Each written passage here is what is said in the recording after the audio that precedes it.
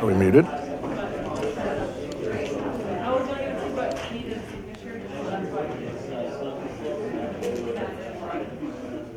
So just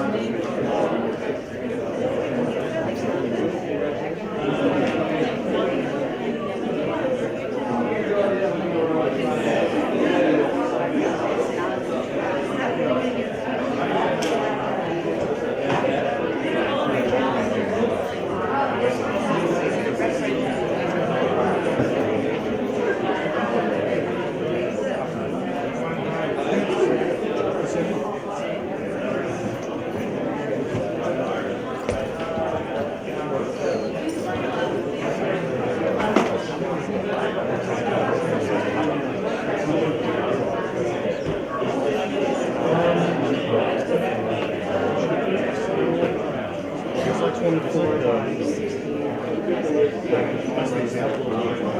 I originally had the 21 by system. Okay, wasn't here then. That's just what I got. Some more than that.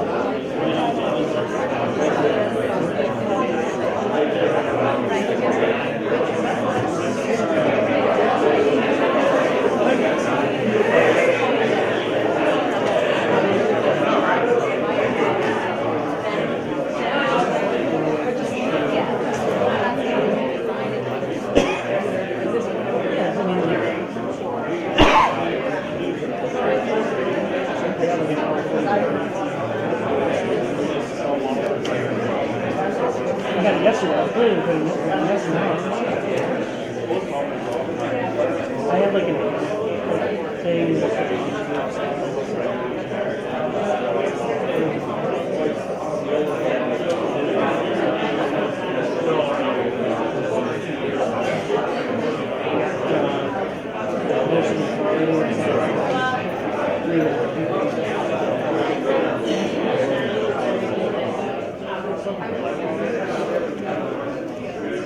No, I just leave it.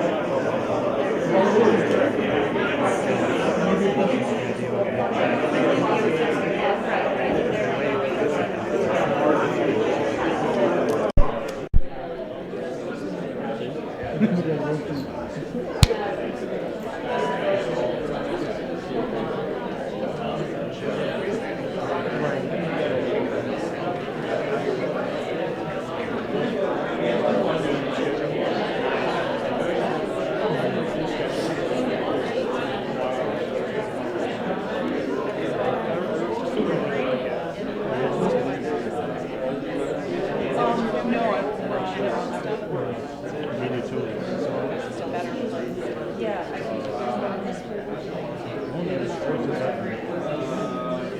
No,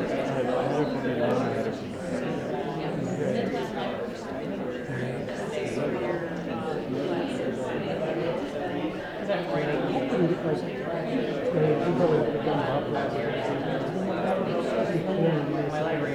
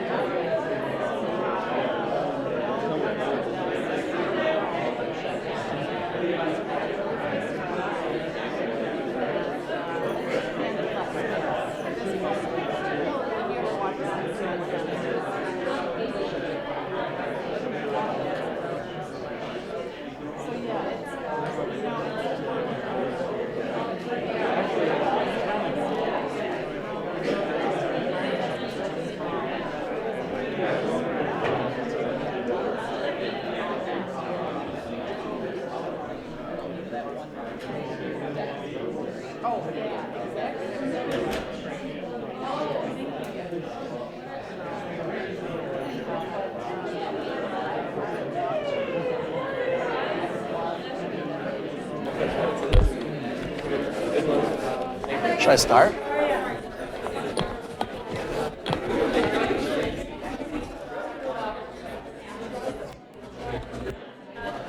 Good evening.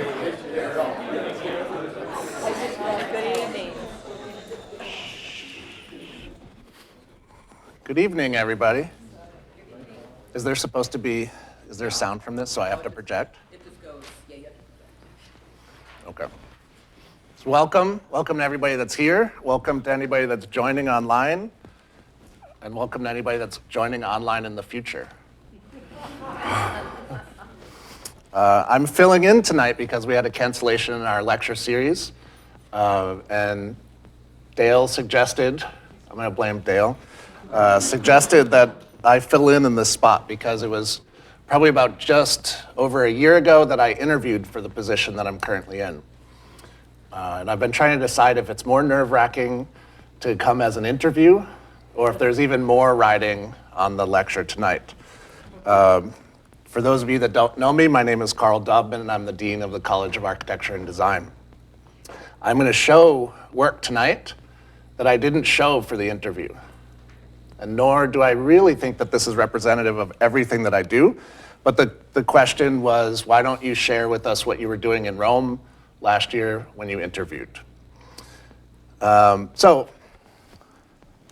let's see where this goes. Maybe a way to start to talk about this, and I want to maybe I'm going to show maybe 3 projects that I did when I was in Rome, and I want to talk a little bit about why I was in Rome, what were the circumstances that brought me to Rome. But before I do that, maybe to frame the discussion a little bit as it relates to making, and think about it more broadly as a college that thinks about architecture and design. And when I say design, I think about that inclusively and broadly. So to borrow some words from Robin Evans, from Translations from Drawing to Building, this is something that I've been thinking about a lot lately. He starts off talking about his brief period of teaching in an art college, that he was struck by what seemed at the time the peculiar disadvantage under which architects labor, never working directly with the object of their thought. And I would extend this to think about designers. And this is something that we're constantly thinking about. If you're a graphic designer, you may not print the book that you're working on. If you're a car designer, you're probably not manufacturing that car by hand. If you're an architect, you're often separated from the labor that you're working on, from the construction, but you might also be doing that construction. So this is something that I think unites us with design, and it's that we have a little bit of separation from what might be the actual work or the labor or sometimes the materials. And so to think about this, I think we think about labor, materials, that these are cultural issues. And I say that more broadly. What we see on the screen is an image that I've been using for a number of years, but on the left is silk. It's 2 patterns for clothing. On the left is silk that's cut for a Japanese kimono, and on the right is a French dress. It's not that one is old and one is new. They both happen at relatively the same time. One is from a book called How to Cut Silk in 1764, and the other one is Art of the Tailor from 1769. But there's a different approach to these, and that approach has to do with the value that we place on the material, as well as the value that we place on the labor. So on the left, the kimono, what is scrap and black, can also be used for other things. On the right, the scrap is waste. And again, I don't think that one is necessarily good or bad. If I say waste, maybe that has a negative connotation, but I think the labor in that instance might be valued more than the material. And so there's this constant dialogue between these. If we think about making, and having worked as what I would say as a product designer, thinking about designing houses as products, the need to engage that process, to talk to the people that are doing the manufacturing. And what we see on the left-hand side is Blue Homes factory in California. And on the right is the making of, you can come on in. There's still some seats. On the right is Buckminster Fuller's Dymaxion House, of which the only remaining one is at the Ford Museum. But it was out of work airplane manufacturers. So the idea was to recapture that labor and have them build houses. So there's a lot wrapped up in this idea of how we make things. And as designers, taking on this topic of how we make things can have real value.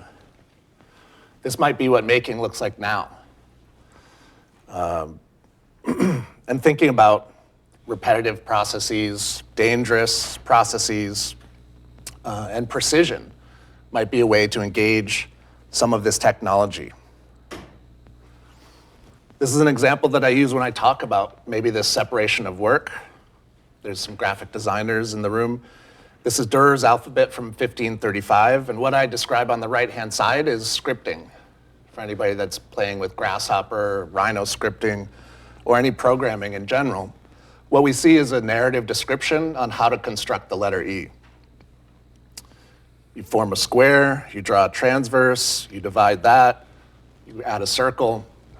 So if you follow that text, that explains to you how to construct that letter, the top left. So as architects, as designers, we have to often think about how to tell someone else how to make something. So it's not just enough to come up with the idea, but how might that idea be translated? If we think about it as in relationship to stone, which was some of what I'll show tonight, is thinking about those steps, starting with a block, using some patterns. The order of operations also matters. So an older process of cutting stone, that we see this. You guys were in the wrong class?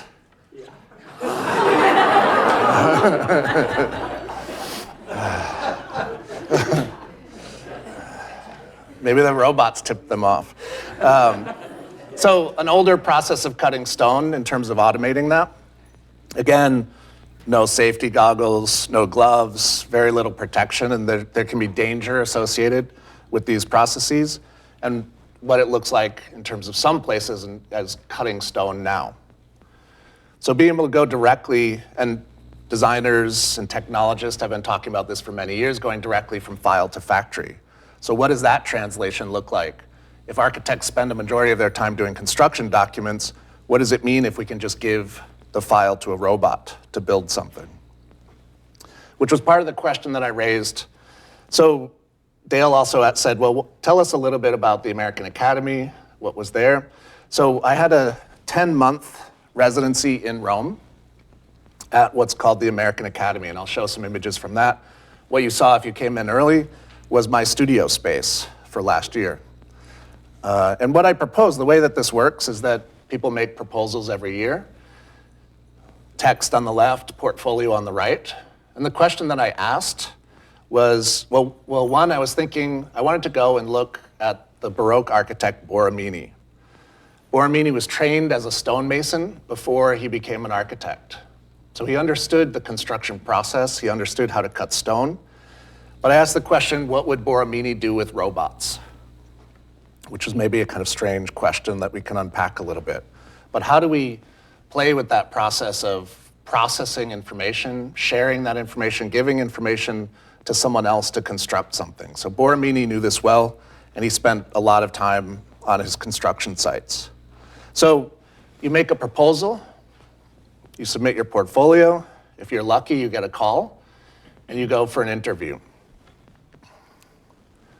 This is what happened, not to me, I wasn't on this plane, but this is what happened the day that I was supposed to leave for my interview in New York.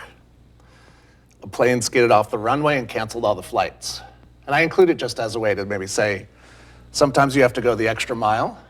And I had to decide, do I do the Skype interview, of which no one else was going to do, or do I just get in the car and drive straight to New York through a snowstorm? So I arrived at 4 a.m, had the interview the next morning, and then got a call back a couple of weeks later that I was invited to come. Had that not happened and had I done the Skype interview, I'm sure I would still regret it. So this is about half of the fellows in my year. This was the ceremony in New York. So it's all Americans from all over the US. Sometimes I describe it a little bit like Noah's Ark. There's like two of everyone. There's two architects, two landscape architects, two artists, two sculptors, and then, so it's divided half scholars and half designers or half artists, curators, graphic designers, conceptual artists, filmmakers, modern Italian studies, archaeologists. And part of it is billed as finding time to do your work, which I never really had a problem finding time to get my own work done. But I actually went as a way to think about the network of people. And I went to try and understand more about how different people think, what their methods they might be using in terms of their practice, and to learn from them, live alongside them. So we live in the same building for 10 months. So it's like going back to college and being in a dorm. And so it was really about that networking opportunity, that ability and that opportunity to create multidisciplinary relationships. And so some people may have attended, a writer came through in the fall and did a reading when he was here. That's a friend of mine from the American Academy. And so I think it's also necessary or useful to share some of this as a way to talk about what does it mean when multidisciplinary things might happen, what type of collaborations might exist, what might grow out of that. Someone described the American Academy as a university without departments. And so it's very flat. 30 fellows show up every year, and they work on their projects. They do projects together. I could talk a little bit about some of these things. The American Academy started in 1894 with McKim, from McKim, Mead, and White. But they were smart enough to have backers like J.P. Morgan, Rockefeller, and Frick. This is the building that we're in. Betsy and Peter were reminiscing about the studio earlier. So you live in this building, you eat in this building. It sits on top of a really beautiful hill that overlooks Rome. And my studio was this building. Just like you show up and they're like, here's your studio. Oh my God, what am I gonna do with this space? But it's also amazing. So my friend, who's a painter, this was his studio. Another friend here. Alex, the landscape architect, was here. Sanam, the artist, was here. The other architect was there. So we had different studios all over the whole building. And so it does build on this notion of the grand tour. And the grand tour has existed for a long time. And it was a kind of European idea that you go to Italy or you go to Europe in the case of Americans. Often with the case of Americans, you could get sponsorship and you would go to Europe for a year or longer to look at a lot of these things. And so this was an incredible experience as well, to be in places where the director of the American Academy, who is an archaeologist, led us for a tour through the ruins. This is at the Colosseum. Or to be led through Pompeii by an archaeologist who's worked there for 10 years. And so the opportunities to engage these people, and every Friday we would do a walk in Rome, and the conversations that occur with one another when you're in a space like this are some of the most amazing conversations. We also eat together. And the culture is incredibly important. And so, and maybe to contrast a little bit, because I'm very critical about our food choices, about 8 years ago, the American Academy, their kitchen was run by someone for profit, and any money they didn't spend at the end of the year, they got to keep. So the food was terrible.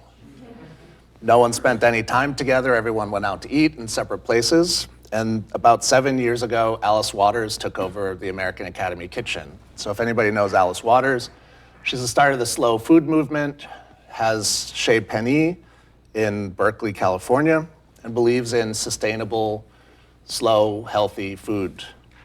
And I'm not a vegetarian, but it wasn't until October that I realized that we were eating vegetarian.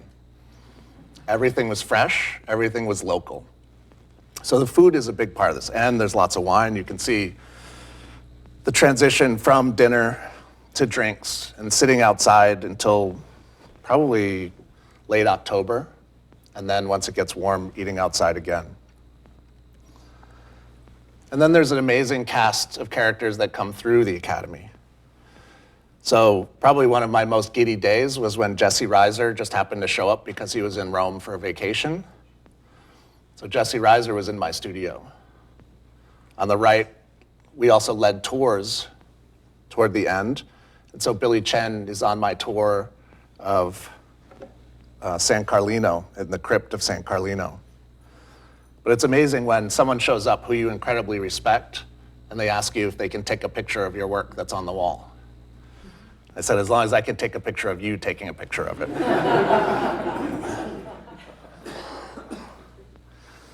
So some of this is to unpack the work that happens there. And it's pretty amazing that at our orientation, when we went to New York, the director, one of the first things she said is, you've won this prize, you've won this opportunity.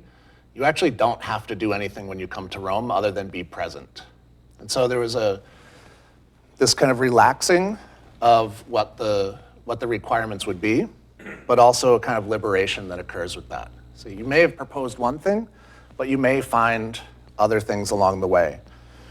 And so looking at, maybe thinking about Rome a little bit, this is Le Corbusier's kind of analysis of Rome and thinking about these Platonic solids.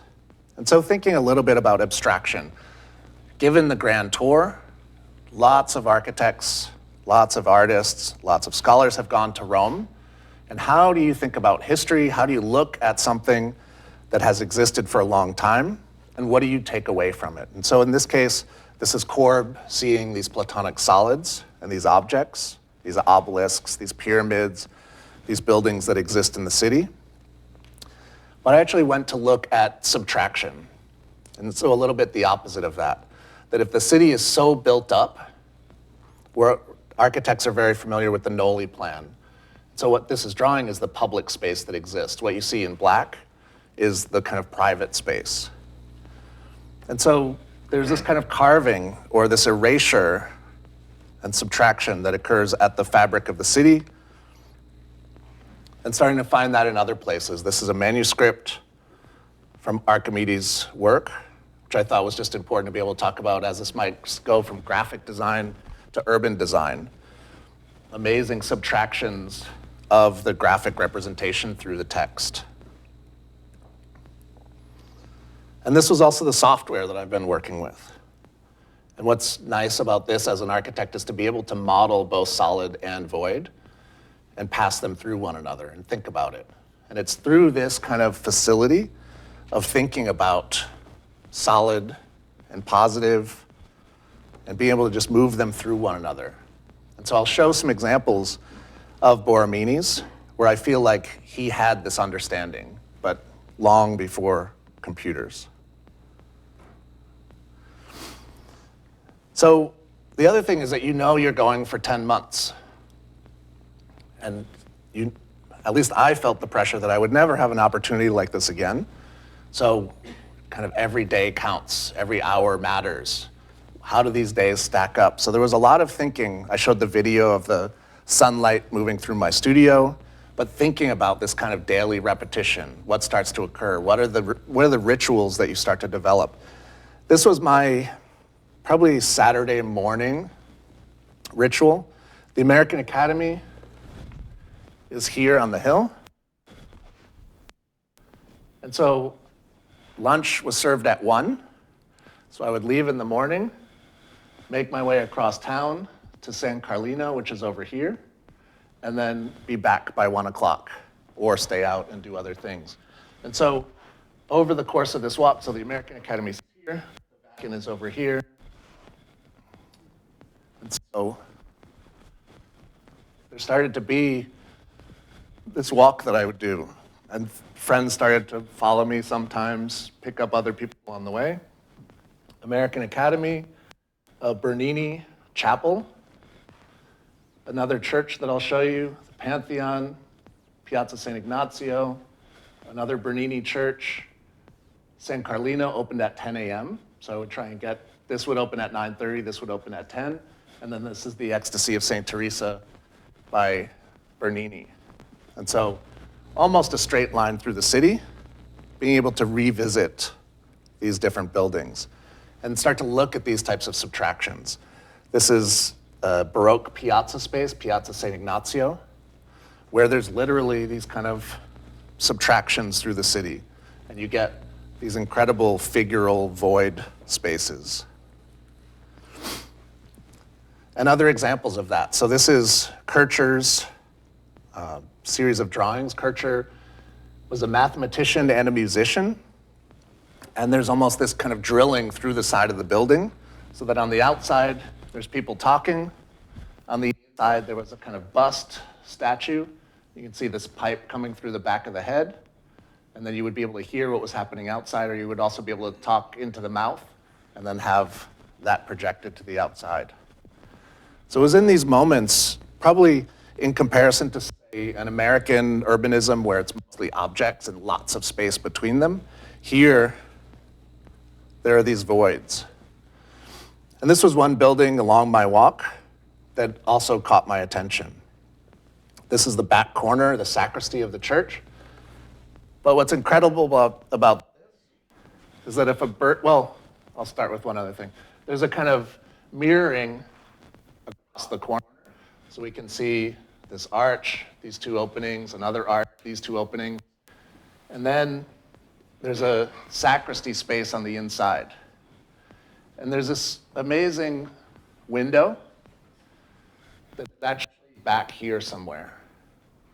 And so if a bird flew in this hole, it would fly out this hole. It's a completely exterior space, and this window is part of that tube. Right? So there's this intersection between one space being driven through the corner, and how do you start to bring light in? How do you deal with the thickness of the masonry? And so the architects and the designers had to think about these things. These are constructed. They're not built solid and then subtracted later. The architects had to think about solid and void. So a whole series of models, diagrams, drawings, looking at what types of intersections of volumes might be possible. As I would visit something. So I also brought a 3D printer with me, which is a kind of strange thing to do, where people on the grand tour brought a sketchbook and watercolor paper. I had a 3D printer. But it was this way of thinking about how do I transition from designing, thinking, understanding, analyzing, modeling, designing, and then 3D printing and proposing and speculating. So the models on the right-hand side of the table are thinking about this intersection of space in that corner. This is the Bernini chapel that was a few blocks away from the American Academy.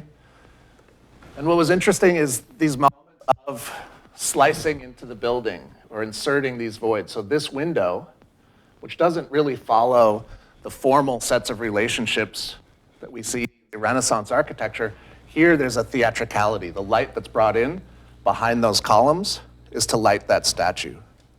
But where you stand, you have no idea where the light comes from. A different example by Bernini. The reflection of light when you're standing in the chapel.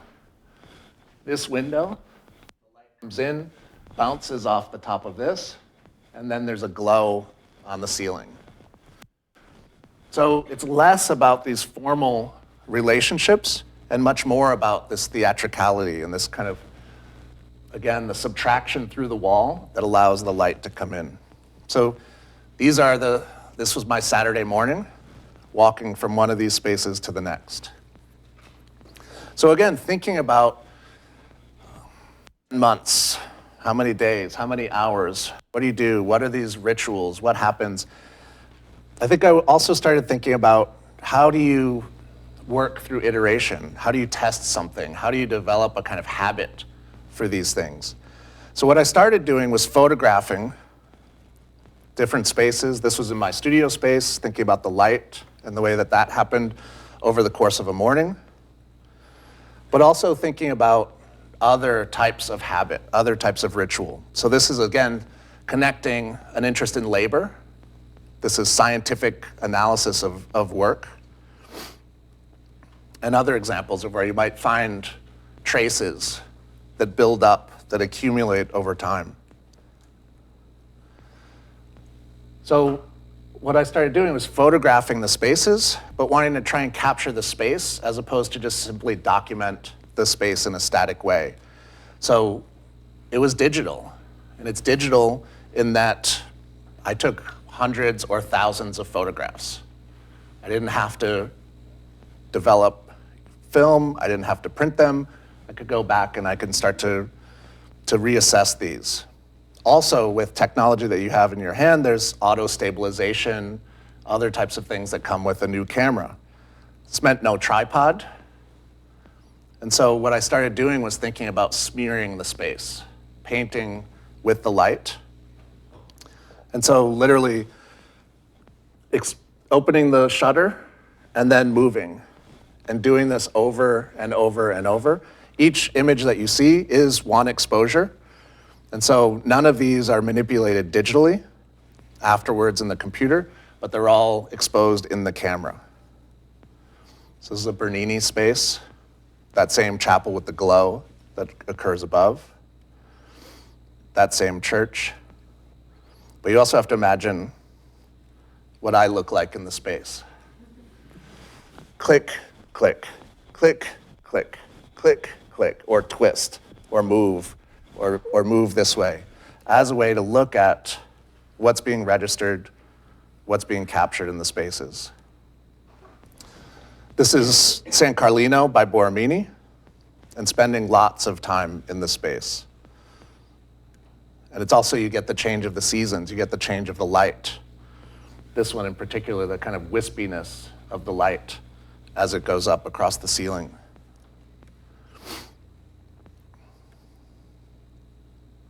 And this, spending a lot of time looking at some of the details, and in particular this one arch, which starts one way, torques up, and then twists back down and moves around. So you start to get different spaces, different movement, different adjustments in the space.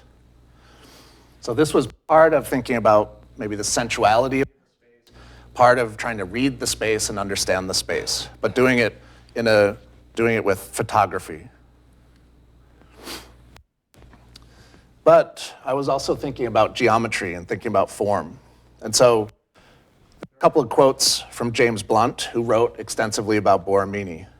And this is his words. Borromini became for me a great master whose works were so subtle that one could go on examining and dissecting them, constantly discovering new beauties, new refinements, new ingenuities, and always in the end, coming to the conclusion that what seemed at first sights to be freaks of fantasy were in fact variations based on an almost ruthlessly logical method.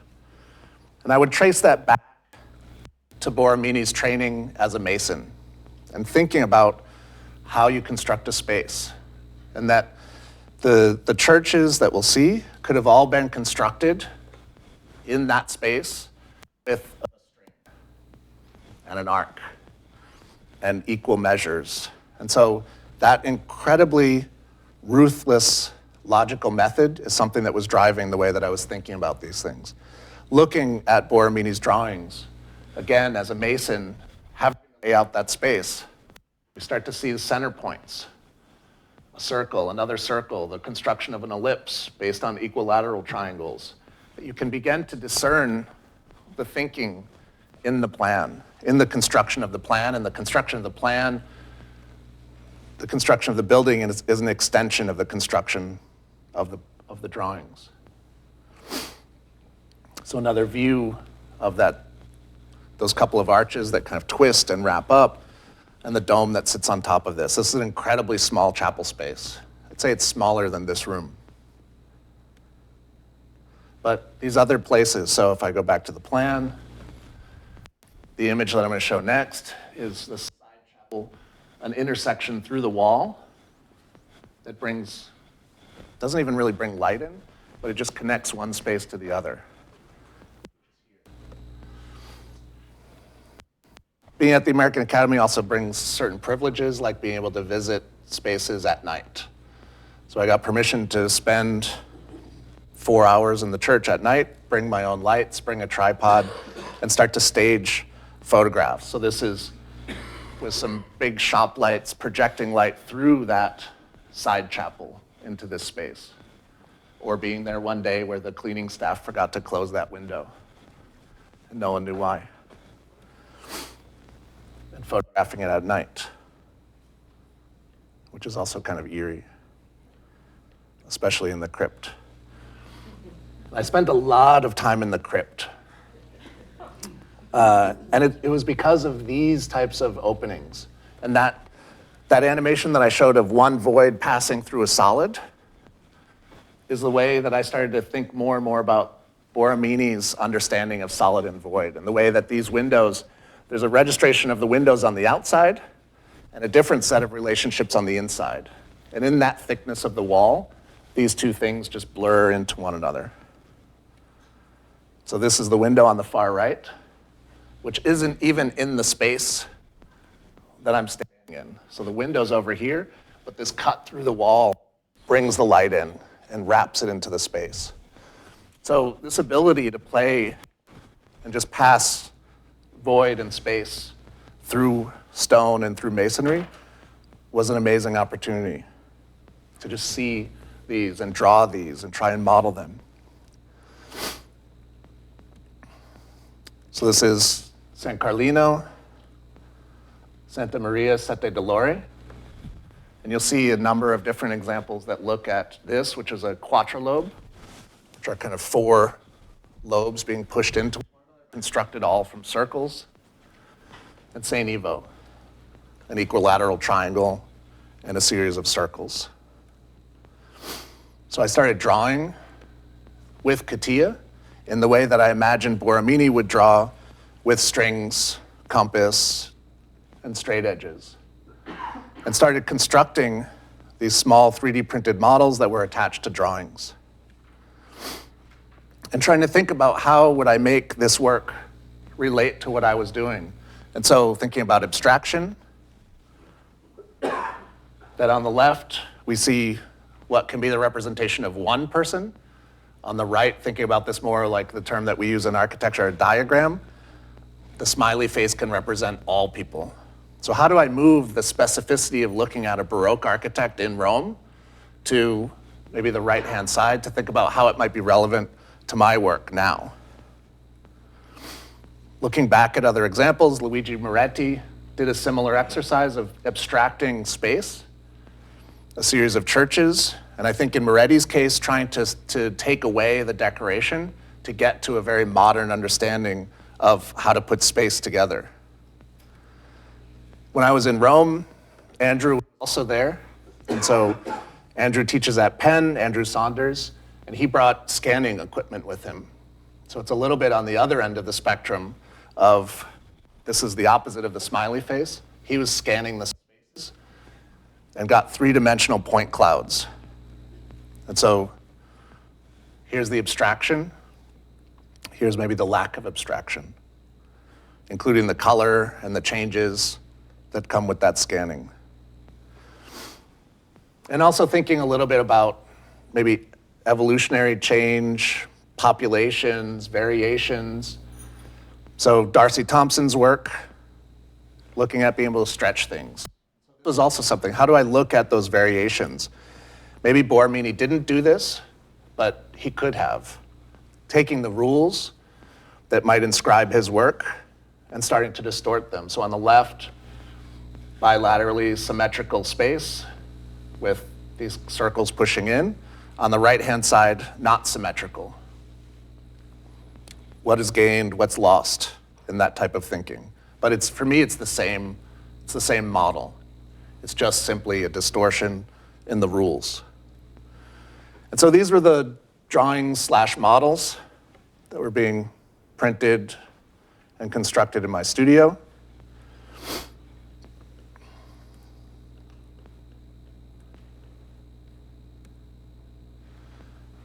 And this is maybe how I see them being related topologically. And so the relationships or maybe the size varies, but there's still four corners. There's still a series of arcs or circles. And it's just through their relationship to one another that we find variation. Starting to look at these as populations. And then there was one day, I guess I was sitting in the right place at lunch, the sunlight was coming through the window. I was like, you sons of bitches in the kitchen. You guys are doing this better than I'm doing this. So I can also disclose that my wife is a chef, and she moved to Rome with me for the year, and she was working in the kitchen. But to take another quote from James Blunt, once Borromini has bitten you, he never lets go. And so I started working on this project after walking into the kitchen and asking about how they make the pasta, how do they do this, befriending the sous chef, Domenico, which we see here, and starting to ask some questions. And so I think there's also, again, if it's like that moment of, do you decide to do Skype or get in the car and drive there? Here's the moment to breach that line and pass through the door in the kitchen and go in and start to talk to the staff and to the chefs. How do you make this? How did you learn how to do that? Why do you do it this way? Could we do this? So these are traditional tools for making pasta. And maybe the other one that we see here, a mechanized version.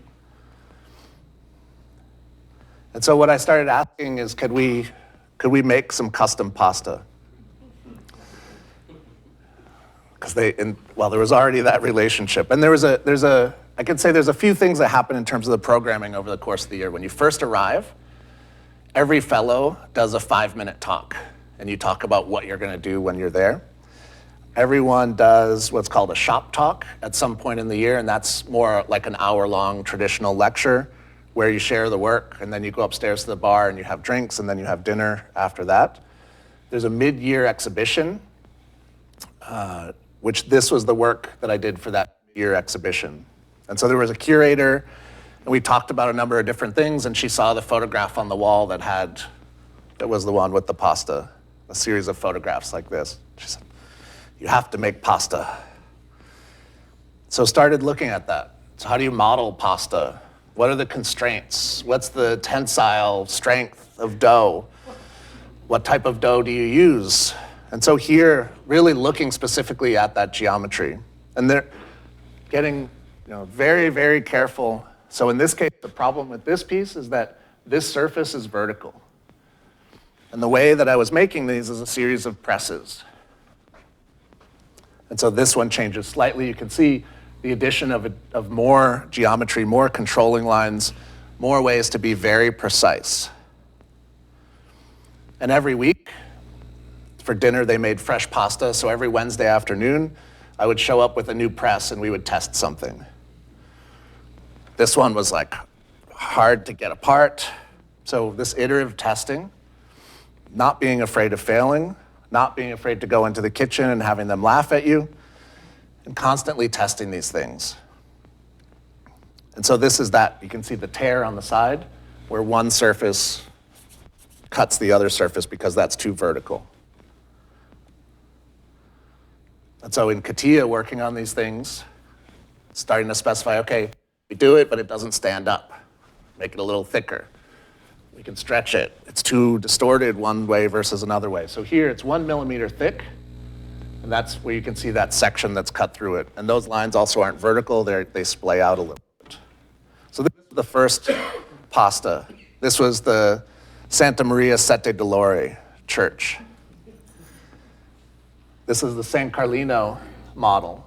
And so you can see two halves.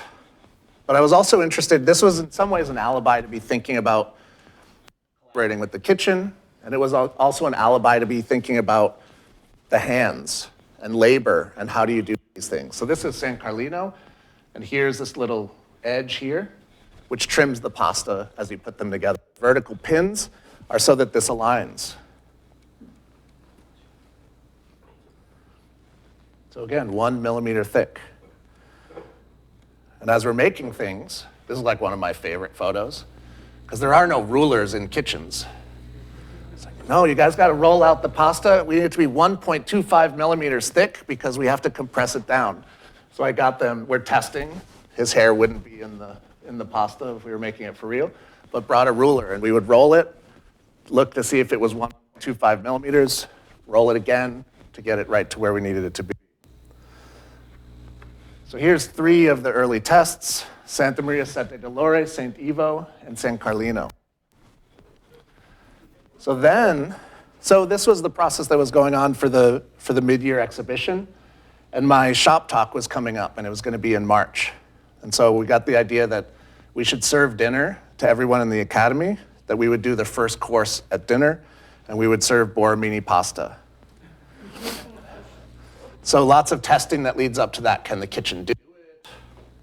See 2 different types of dough, egg on the left, semolina flour on the right.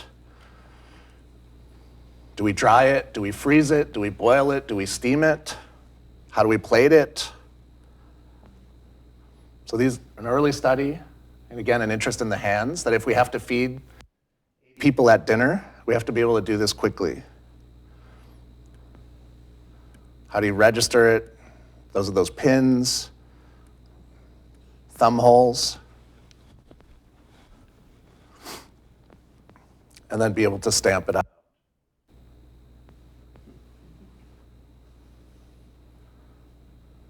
So this is also a sales pitch for the AIAS auction in a couple weeks, right?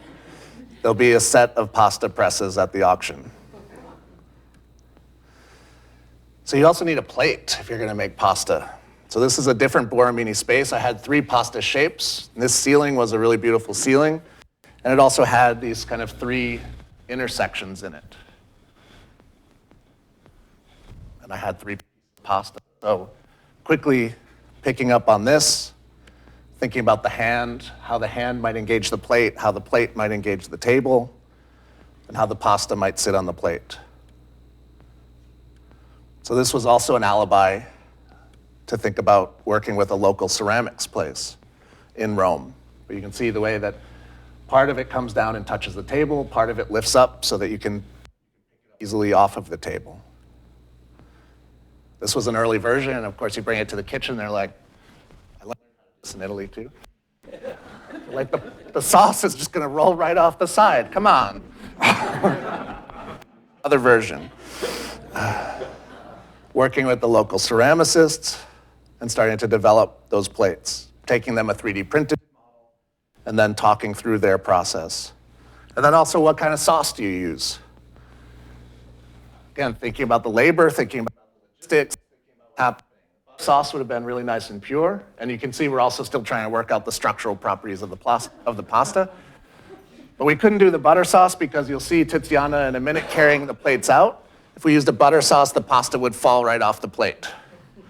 So this was a red sauce, but looking through it more, you've seen some of the Borromini spaces, they're all white. So we have to use a cream sauce. How about a pecorino sauce that's cheese, cream, and pepper? White pepper. So white sauce, white pepper, white pasta. This was the menu for the day. La pasta Borromini. On the custom plate with the pecorino sauce. And then this is the production leading up to the staff, or not the staff, the meal that would happen at the end of my lecture, which was a little nerve-wracking because I was giving a lecture and they were steaming the pasta upstairs. Hoping it was gonna work. Tiziana carrying the pasta out. And so that work is ongoing, working with Brianna to develop for the AIS auction a custom tray that will hold the 3 pasta presses. So then the last thing that I'll show you was the last project that I did, which was also trying to build on some of what I had what I had seen, some of what I had learned. So the Baths of Caracalla, an amazing space, being able to go and visit and thinking about this. Visiting the Appian Way. This is also along the Appian Way. There's a series of monuments. So then the idea, having been that I was thinking about Borromini all year, the mausoleum for Borromini on the Appian Way. There's a longer story, but Borromini commits suicide. And so he can't be buried in San Carlino. And so part of the story is thinking about a mausoleum for Borromini just outside the city walls. This is another, and there are all of these monuments, all of these tombs along the Appian Way, because as you were coming into Rome, you would pass all of these important monuments, important tombs. And so building on that geometry, thinking about the intersection of these volumes, and starting to just work through the geometry and build on the geometry and think about the landscape, think about a space for the mausoleum. That's the Appian Way. One of the tombs that I showed a minute ago, and then this kind of open space there. How to move down through it and up into the space. This is one of the other fellows, so starting to paste the other fellows into the final renderings. But moving through the landscape down into this space, thinking about the brick, thinking about really starting just to collect things. So part of the grand tour is going and sketching and recording these things. So for me, this project is probably much more about my memory of things that I had seen and engaged, and those voids that passed through in different places. Also looking at going and visiting Ferrari, going and visiting, thinking about design, looking at all sorts of different things in Italy in the year, how to begin to incorporate these things in. Different patterns, different materials. And also trying to think, should we represent it as a ruin or not? And then this kind of in-between space as you move up onto the landscape, and a kind of depression and the space lifting up above, and then a view up into that space. So an exhibition is the last thing that happens in the year. So my studio space that you saw as you were coming in, tables of all of these models, renderings, drawings, pasta. And so hundreds of people come through the studios at the end of the year. And so having that opportunity to have that entire space with all of the work that happened throughout the year. So a view of that exhibition. This is what that work looks like now.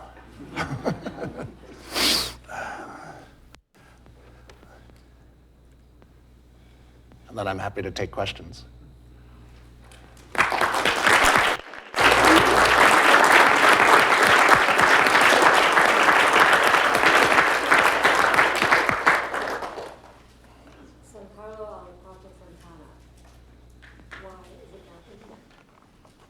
San Carlino. So, yes, sorry. San Carlino or San Carlo alle Quattro Fontana is the one on the far right, which is also, actually I should have just said, It's the twisted front of that. I should have just said it's right there. Don't you see it?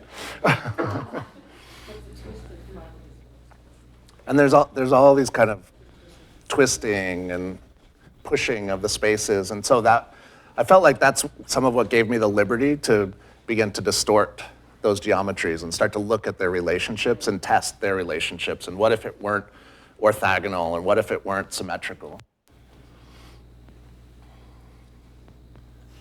Yes? Did I lose or gain any weight? I did both.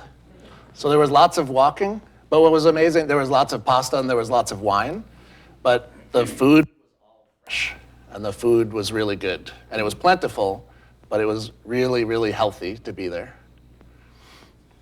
And then I had to eat all this pasta as a way to test it, too. Karl, when you're studying those geometries and how they're all coming together with Borromini, did,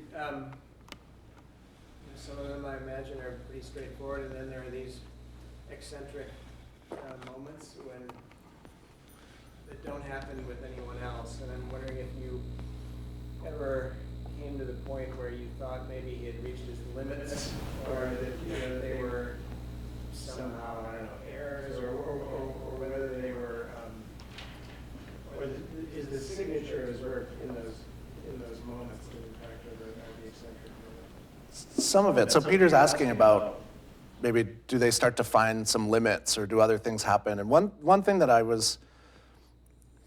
I kept coming back to in the crypt of San Carlo is a tiny little chapel space. I may not even have a photograph of it, but I think it's a model for this space. It's like a very small version of this entry vestibule. And so in the crypt, it's only 6 feet wide. And so it's like a little prototype as a way of pushing these parts in and pulling them out. And so that was like another moment for me that's starting to draw connections from that. And also the animation that I showed of moving them in and out, that it seemed like, which isn't maybe to answer your question, it's not necessarily the limit, but it's seeing connections between his work that I think has to do with the practice and with the methodology that he's using. So it was really, again, maybe thinking about that abstraction, or how do I take something like that? And so how do you just learn, so maybe like the pasta as well, how do you learn a process, or how do you learn a material? How do you engage something? And then how do you start to test its limits, and does it work? And once it works, then how do you start to push and find the next limits that maybe don't work? But there were certainly some, within some of these, I'm trying to think where they are. I guess it's up for grabs a little bit. Does this go too far? Do you still see the relationship? Right, there's the 4 circles on the outside, 4 circles on the inside, but the relationships are very different. So maybe it does start to try and find those limits. There's certainly the limits of the software when you move one thing through another thing. It just says like, no.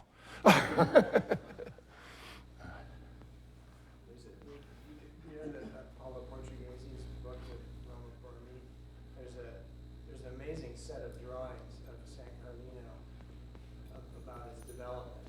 And I saw that recently, and I was amazed by that process. The lips getting shorter, fatter, the little niches and how they change shape. And I think there's certainly that history in scholarly work of trying to look at Borromini and think about Borromini that way in terms of the process of the construction. And I think it has to do with the narrative of the fact that he starts as a mason. And so some of those things would have been probably second nature to him. Janelle had a question. So when you studied Lloyd, or you started to take his forms and manipulate them, did you ever use like FEM analysis or any sort of program that would help you decide if it was structurally going to work before you printed it, or was it all through material testing? It's funny that you asked that, because there was someone that came through my studio and was like, this is all bullshit. How are you doing this? So for me, it wasn't, the question is about like studying these things structurally. And so for me, it wasn't so much about them being structural, because the reality is that the spaces themselves, if I can find one, are for the most part masonry and then plaster over them. And so they're not, if say in like Gothic lineage of trying to get this to be as tall or as thin or as light as possible, these aren't really playing that game. And so they're very thick shells. And so with my work, taking them and treating them as thick shells, which is maybe that progression of thinking of it structurally, was more just a way to try and play the game of being able to see it from the outside. But these Moretti's models are solid plaster. And so being able to cut them in section and see both the outside and the inside at the same time, and just treat it with a kind of uniform thickness. So it wasn't necessarily trying to analyze for those things. And you just were representing it as a shell. You weren't. Okay. Yeah, Very cool. yeah. And maybe the testing came with the pasta. Yeah. It certainly had its own structural properties. And so I think there could be, maybe in the control of the geometry, if one were to start to test them, you could modify it or find a range that was acceptable or worked or didn't work. Or Do you think that was just because you had to use that material in the 3D printer? So the question is, does it keep its uniform thickness because of the 3D printer? No, because I could have varied that thickness. I could have changed the thickness with any of those things and modeled the inside and the outside. And You had to use the material for the 3D printer. You couldn't use like a masonry because you were using a 3D printer to make these. yeah, so these are all ABS plastic. Yeah. But there was nothing coming from the 3D printed that limited the fact that it was a uniform shell. But it was just, really what I'm representing is the interior volume. And so it was, by making a shell, I could see the interior and see that as a void from the outside at the same time. There's a few. Could you talk briefly about maybe some of the things the other fellows were doing and how that affected your work? Yeah. There are so many different things. I mean, it's also, the mid-year exhibition, there were also a group of us that got together, and so there's an archaeological also in the building, on the site. And so one of the out this kind of vessel, and then I think like 6 or 8 fellows took on that piece. And so the writer story, I did this kind of same process and modeled it and studied and thought about how it was made. One of the other scholars, so people took that thing on in very different ways, but there were some people that were there. So my friend that was the writer was writing his novel. It didn't necessarily have anything to do with Rome, but he was there to have the time. Another colleague of mine who was painting was studying things in an archive and then trying to find archive, and then he was painting as well. And so they weren't necessarily, there were some people that maybe collaborated more. I think for us, it was longer term conversations, and there's other work that's coming out of these things. So I'm co-authoring something about Borromini with one of the scholars, talking about different types of collaborations that'll happen. I think everyone shows up with work to do, and I think it's over the next couple of years that, because you live together, you work together, you spend all this time together, you travel together, and so you stay in touch with these people, and so it's a much longer time frame about starting to find ways to work together. So it's more about the intersecting thought processes than exactly what you guys were doing. Yeah, and some people went there to do work. They didn't want to be bothered, and then other people were there to learn from. I went for the network. I went for a way to think and interact with people and see the way that other artists thought and scholars approached their work, and those are still ongoing conversations. Yeah. What was Borromini's influences of creating spaces? What was it mainly his stonemason background, or where did he get his sort of ideology of this? He was incredibly, so the question is, where does Borromini get some of these ideas from? I think if you read from Blunt's writing, that would certainly be a lineage of him being a Mason, and he was born in what's now Switzerland, in northern Italy. And so he understood those things, but he was also incredibly religious. And he didn't charge, when he did the churches, he didn't charge any money for them. And so he just worked tirelessly on the sites and worked with the craftspeople and developed these things and thought about these things. And so it's hard to know other than through some of those drawings of seeing that process. Wow, lots of questions. The back and forth conversation between digital and physical seem to come very fluidly for you.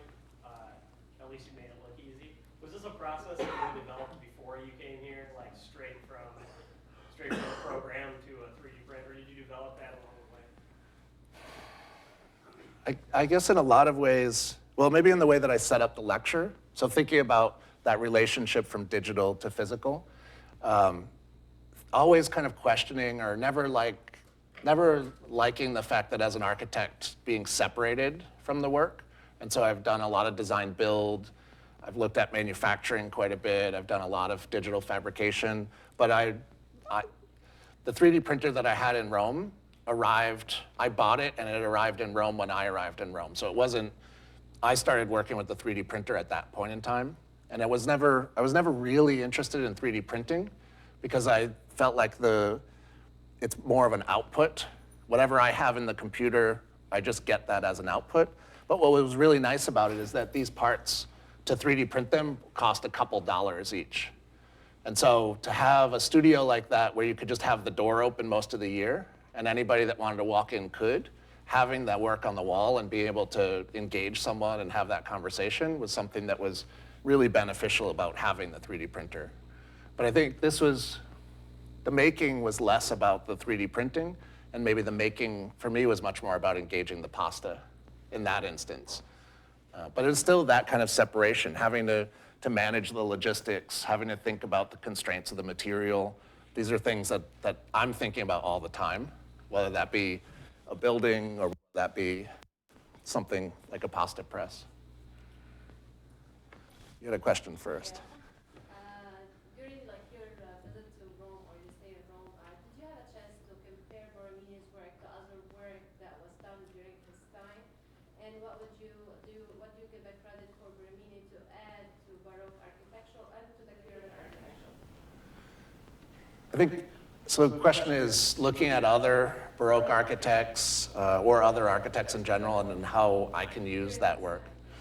And that's the pretty amazing thing. Like I wouldn't know to call that thing a quatrefoil if I hadn't been walking around a space with a scholar and starting to engage those conversations and talk about those things. And him saying, well, that's what that's called, and then being able to go and find it. And so there's lots of stories and legends about Bernini versus Borromini and what happens both in Rome at the same time competing for projects. And so there is certainly influence between them.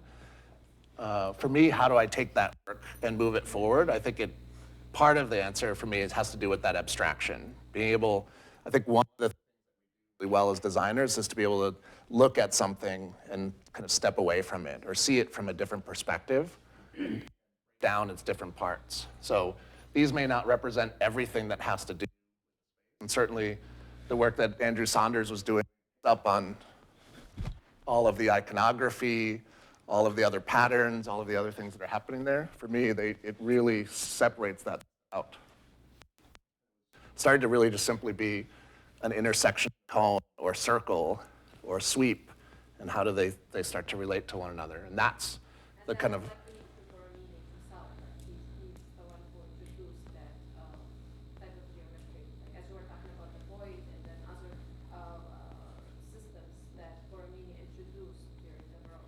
I think that's one of the things that he does incredibly well, which has to do with the kind of distortion. And so there's a much longer conversation about what a church plan is, and then through kind of compression or stretching or distortion and how that happens. So tied to religion and tied to other things that are happening in church. But that's what he's known for really well, is that kind of compression and those kind of torsional moments.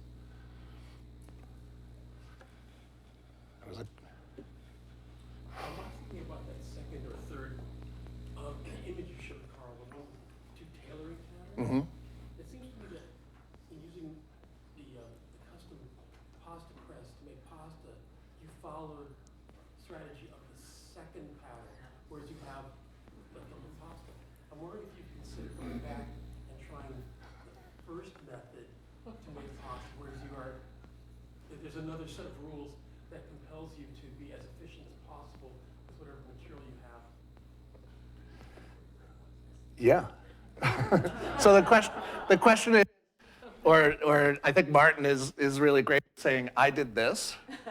And I absolutely did. And it's because I was going to make, the idea is a little bit, I'm going to develop these pasta presses and they'll be for sale in a museum and they'll be like really beautiful stainless steel objects, which is something that's in the works.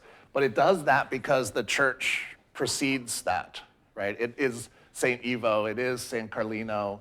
And so there was very little opportunity to distort those things. But I think the opportunity is to say, okay, if we think about pasta, and there were lots of discussion, the texture, the ridges hold the sauce, the shape and the geometry hold the sauce, and the waste of the pasta, of the dough, how do you reuse those things? And so it's, for me, the designing of the pasta was kind of whimsical and fun, and a colleague of mine that was there, he was like, oh, this is the crowd pleaser project. He was just like, because everyone's like, oh, Borromini pasta. It's an a priori formal set of relationships, but I think there's definitely the opportunity to say, okay, how do I do that? But the alibi was also thinking about the hand and thinking about the labor and thinking about those things. So in a lot of ways, the Borromini church just happens to be something to speed that conversation along. It's a kind of ready-made that I can just mix into that and use that. But yeah, we need some new contemporary pasta shapes. We're gonna work on that? Yeah. You mentioned collaboration with the other fellows that were part of it. How differently do you think your work would have been if you just simply went there and kind of cut out the collaboration? Do you think it would have been drastic? Do you think it would have been diminished? I mean, I think so the question has to do with the collaboration, how much it changed my work. There's probably less, I wouldn't characterize what I showed tonight so much as collaboration, but as learning from things. So people come through the studio and they talk to you, and so Kim Bowes, the director of the Academy at the time, who's an archaeologist, said, do you know so-and-so's work? I was like, no, I've never heard of that. It's a completely different discipline. And then buying that book and looking at, oh, archaeologists have been talking about these types of issues and other types of things. So it was more through adjacency and conversations and maybe fellows pushing one another and having conversations and things, less than the kind of joint collaboration. But I think there are conversations that are happening now about moving forward and working with one another in more significant ways. Kind of a follow-up to that, Karl. As productive as it sounded, did that time attune you to some of the risks or dangers that are associated with interdisciplinary work? As we're trying to foster it, how do we sort of avoid the pitfalls, not just to it, but that it actually can cause? So I guess the question has to do with the risks and the pitfalls of collaboration or multidisciplinary collaboration. Not, in this instance for me, not so much. And I think I tried to find a balance between my own work and wanting to advance that, conversations and networking and learning from other people, and then a kind of the third would be trying to get out into Rome and see other things and experience things. And so it was really, it's again, the adjacency of those conversations about, I know when I took my friends that are painters to see San Carlino, they were kind of blown away. But when one of them asked me to talk about the ecstasy of St. Teresa, where she talked for about an hour about what's happening just within that one sculpture, that was also like mind-blowing. And so it was more probably an opportunity to think about appreciation for methods in other disciplines and for appreciation for disciplinary knowledge that I probably wouldn't have had access to at any one point in time, but I never really had enough maybe question that or take risks with what happens where those things start to happen. And you're probably asking about like, what happens when if those boundaries completely evolve, right? Or you lose the core issues within a discipline. So I think because everyone arrived as individuals and separate, a lot of those things were probably preserved, except where certain projects started to happen or other things might occur. So Rasha.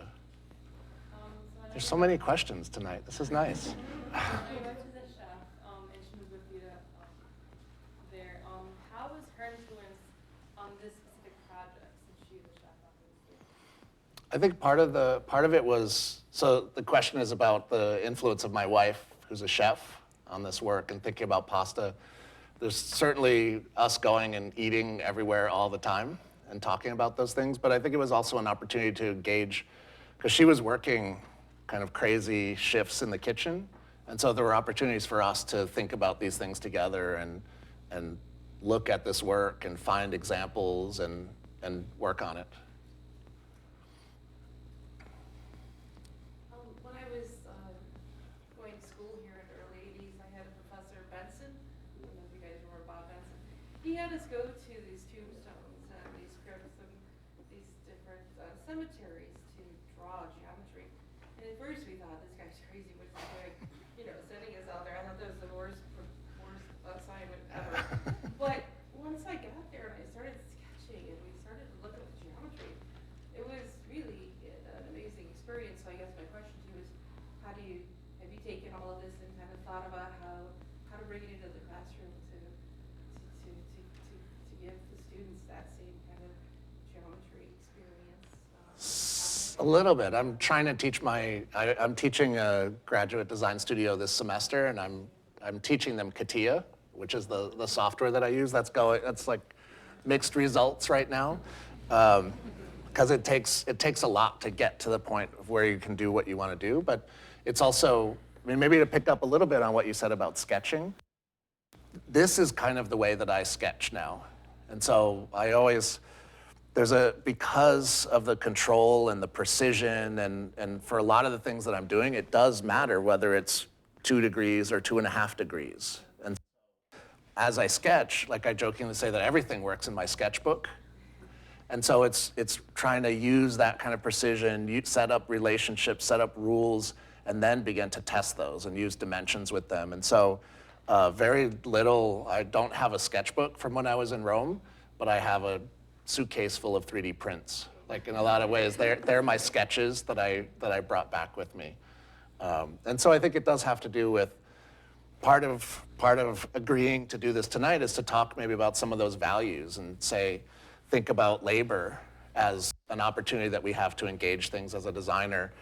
Go out on the shop floor, engage the engineer, think about the manufacturing process, talk to the contractor, learn from them, and then try and incorporate that back in. And so to the question about the relationship between digital and physical or digital and material, really trying to champion that relationship between those two things, I'd say is what I try and bring to the discussion for these. And I think it doesn't matter what scale that is, whether that be urban design or any other process down and that's this big.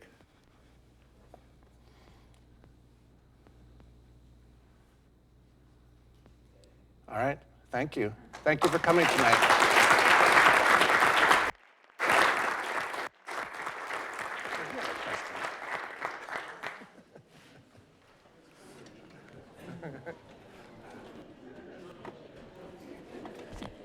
Ask it.